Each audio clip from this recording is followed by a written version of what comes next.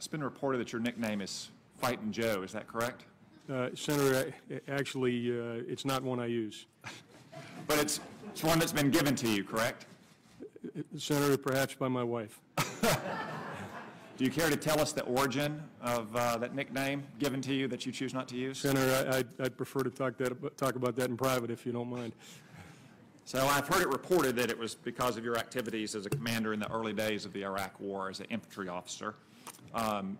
Given whatever budget agreement we reach, it'll probably be inadequate to meet the forces that we face and the long-term modernization needs that we have, whether it's the long-range strike bomber, the F-35, the Ohio-class replacement submarine.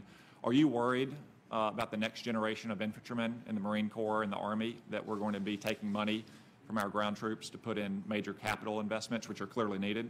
Senator, I am concerned, and I think it's broader than just the infantry piece. I mean, I think experience tells us we need a balanced inventory of capabilities and capacities in the joint force to be successful.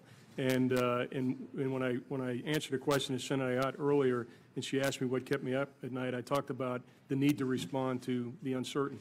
And what concerns me are people who actually think they know what the future is going to look like, because our experience tells us we don't. And so having a full range of capabilities that includes effective Marines and soldiers, from my perspective, is the prudent thing to do. Well, thank you.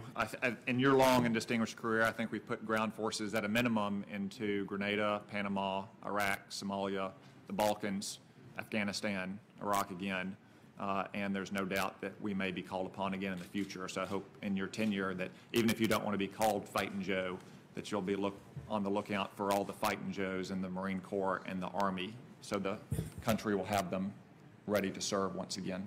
I'll do that, Senator. Thank you.